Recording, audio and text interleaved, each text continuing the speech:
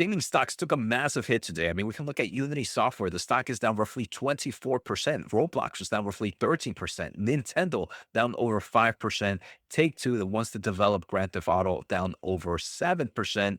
And the main reason, AI. We recently saw Google announce Project Genie, which is an interesting play that has the market fearing the gaming space. Now, I want to say I don't think it's that crazy, and I do believe some of this is an overreaction. But let's take a closer look in today's episode.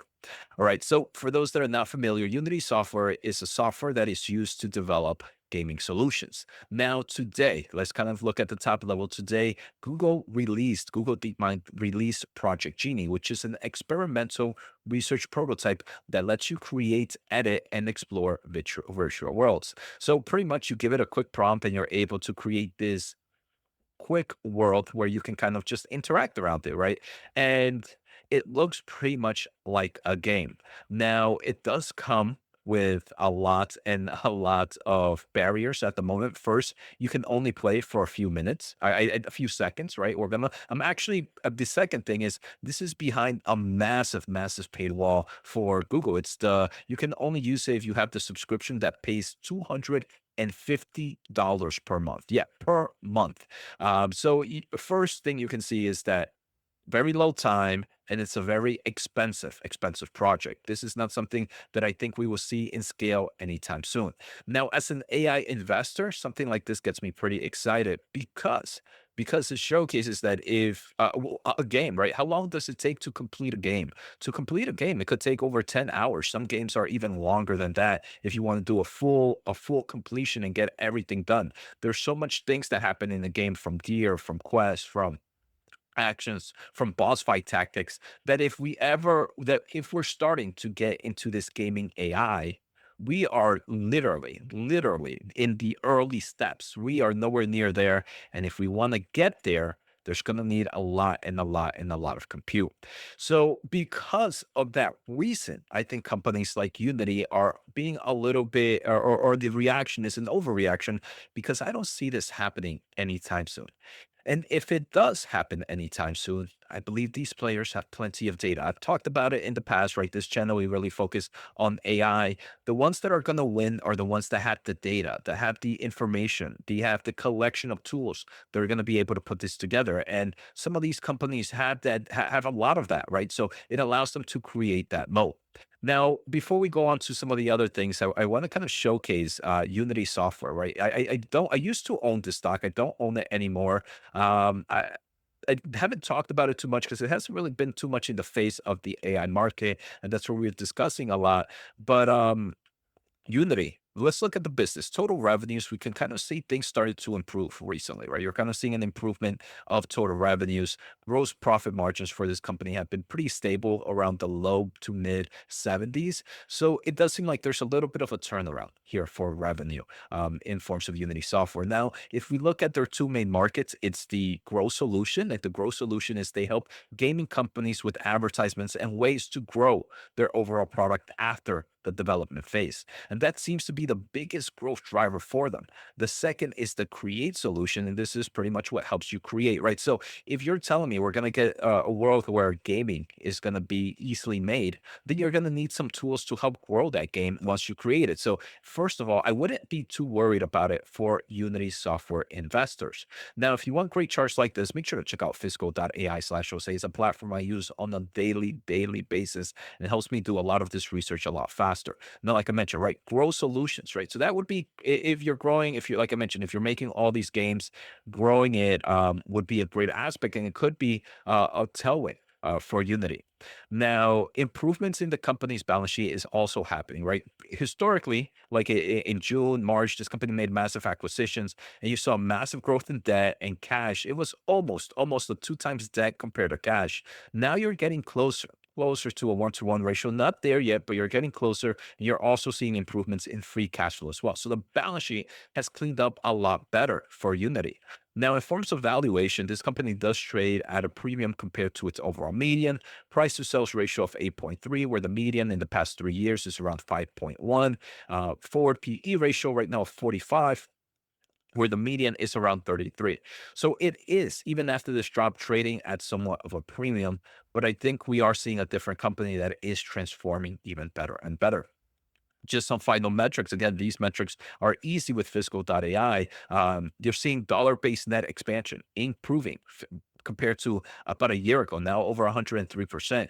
You're seeing remaining performance obligation also improving in the past quarters. And more importantly, number of customers contributing over $100,000 of revenue per year is growing as well. So the business aspect of Unity looks pretty impressive. Now, to me, this is again an overreaction, and it's very rare for me to dabble outside of the semiconductor and AI market. But Unity kind of falling under $30 and down 25% on AI news does seem a little refreshing. Of, is this an opportunity I want to try to enter again? Now, the only thing that's holding me back, right, is the fear of the software market that is the kind of the same market that software space is dealing right now, right? The software market, just outside of the Unity software, but like your Adobe, like your Salesforce and everything else, is AI is going to eat your market. And no matter how well you're doing, all right, it does seem like Adobe's doing pretty well. No matter how well you're doing, the optics is that AI is going to continue to provide better solutions and it's going to eat your space up, even though the financial story isn't telling you that, right? So as AI keeps getting better, these software names get cheaper and cheaper, even though they're still doing pretty well. Now that the market has their eyes here on the gaming space, every time we see another development of better and better gaming solutions or interactive world, is the market going to come back and punish gaming companies for that reason? So even though the business looks good, do the optics will the optics create too much pressure for it to even be a viable investment? I mean, it's not just Google, right? Elon Musk has mentioned in the past, this is not the first time he's talked about it, but after this, we did see that he did tweet that real time, high quality shows and video games at scale customized to the individual next year. So that's what they want to do with XAI.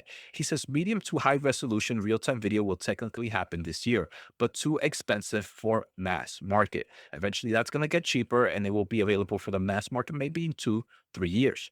But overall, Elon is also focusing with XAI to kind of become that gaming company.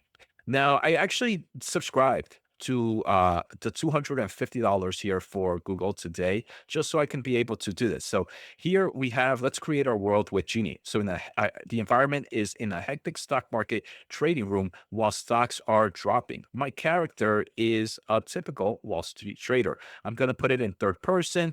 You can kind of add an image or randomize it, but again, I just want to see what happens. This is the first time I'm using it.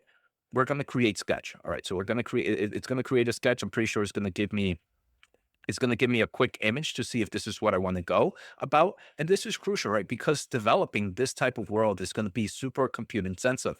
So before giving me something I don't like, it's going to give me an image and then it's going to go with that image. All right. Now modify your sketch. Describe any changes you like to make or on to create the visit your world. All right. So or move on to create. Let's create a world, right? This looks fine, right? It does seem like exactly that. Now, once you enter your world, you'll have 60 seconds to explore it. I can use the arrows to land around, creating my world. Every session can be saved. Modify prompts to create new interactive. All right. So I'm in here. Right. So let's see. I can move up. I can jump. And it looks like I'm in a Grand Theft Auto of world right now.